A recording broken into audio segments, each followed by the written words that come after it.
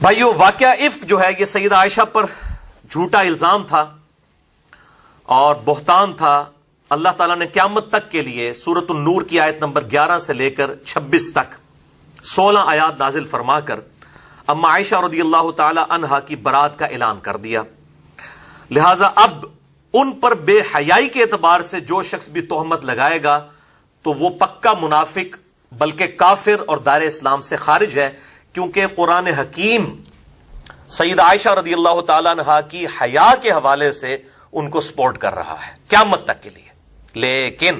لیکن جہاں تک جنگ جمل کا تعلق ہے اس معاملے میں ان کی وہ اجتہادی خطا ہے، اور انشاءاللہ میں قرآن حکیم کی روشنی میں اور صحیح الاسناد احادیث، جن میں سے اکثر احادیث صحیح بخاری سے ہوں گی اور صحیح مسلم سے، میں انشاءاللہ اس ٹاپک کو کنکلوڈ کروں گا انشاءاللہ۔ بہرحال ایک بات یہ بھی یاد رکھیے گا کہ ہمارے محبوب صلی اللہ علیہ وسلم کے علاوہ بھی جتنے پیغمبر گزرے ہیں ان کی جو بیویاں تھیں، بعض بیویوں میں خرابیاں موجود تھیں، کافرہ بھی تھیں۔ سیدنا لوط علیہ السلام، سیدنا نوح علیہ السلام کی بیویوں کا ذکر سورہ التحریم کے آخری رکوع میں آتا ہے کہ وہ دونوں کافرہ تھیں، اور اللہ تعالیٰ فرماتا ہے کہ ان کے جو خامن تھے وہ بہترین لوگ تھے، لیکن وہ اللہ کے عذاب سے ان کو بچا نہیں سکے۔ لیکن جہاں تک بے حیائی کا معاملہ ہے تو کبھی کسی نبی کی بیوی بے حیائی والے معاملے میں کبھی بھی گرفتار نہیں ہوئی۔ اس سے اللہ تعالیٰ نے انبیاء اکرام علیہ السلام کی بیویوں کو ان کی عزت اور عفت کو محفوظ رکھا ہے، الحمدللہ۔ بہرحال سیدہ عائشہ اور سیدہ حفصہ رضی اللہ تعالی عنہما وعلیہم السلام پر جو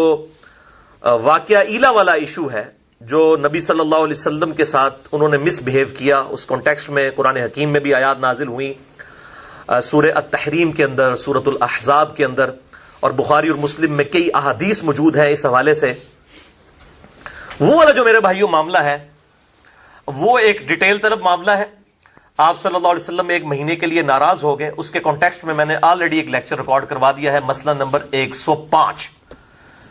جنید جمشید پہ گستاخی کے الزام کا تحقیقی جائزہ۔ اس میں نے اس ایشو کو ریزالو کر دیا ہے، آج میں اس کو ڈسکس نہیں کروں گا۔ اسی طریقے سے جو سیدہ عائشہ رضی اللہ تعالی عنہا پر جو الزامات ہیں بعض غالی قسم کے اہل تشیع اور رافضیوں کی طرف سے ان کی حیا کے حوالے سے، کہ جو انہوں نے آپ صلی اللہ علیہ وآلہ وسلم کی نسبت سے بالکل جو ایک میاں بیوی کے ریلیشن شپ والی احادیث کو روایت کیا، اور منکرین حدیث جو ہیں وہ اس معاملے میں امام بخاری اور امام مسلم کو مجرم سمجھتے ہیں، وہ کہتے ہیں کہ انہوں نے جھوٹی حدیثیں گھڑی ہیں نعوذ باللہ، اور دوسری طرف روافض جو ہیں وہ سیدہ عائشہ کی طرف چل پڑتے ہیں، دونوں ہی جھوٹے ہیں۔ سیدہ عائشہ چونکہ آپ صلی اللہ علیہ وسلم کی بیوی تھیں اور ظاہر ہے کہ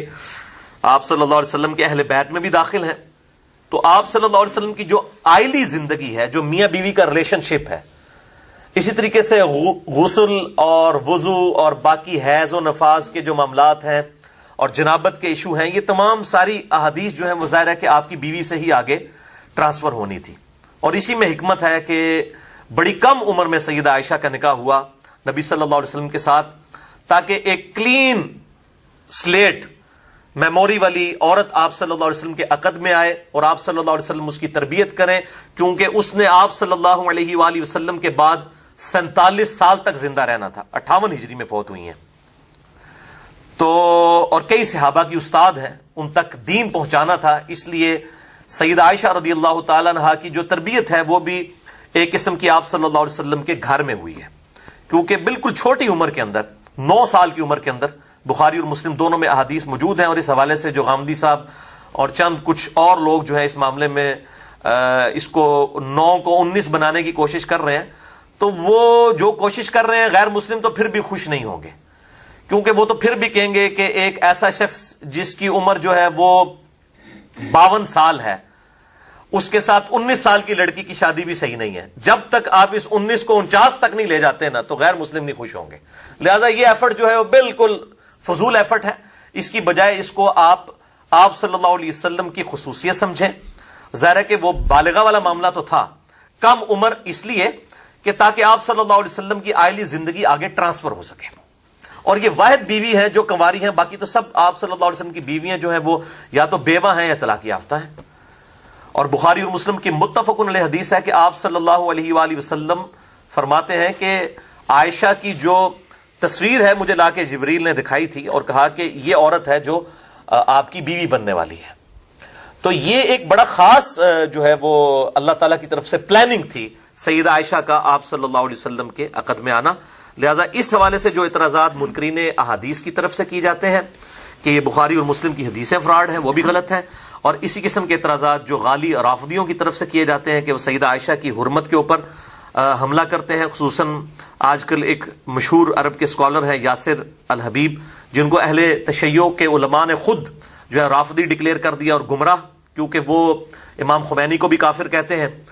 اور عجیب و غریب قسم کے معاملات کرتے ہیں. اب ان کا میں رد ظاہر ہے اردو میں تو نہیں کر سکتا، ظاہر ہے کہ وہ اس کے لیے تو عربی میں کرنا پڑے گا، وہ عربی میں کر رہے ہیں سارے معاملات، لیکن چونکہ ان کے ویڈیوز آج کل عام ہیں تو میں اس حوالے سے کلیئر کر دوں.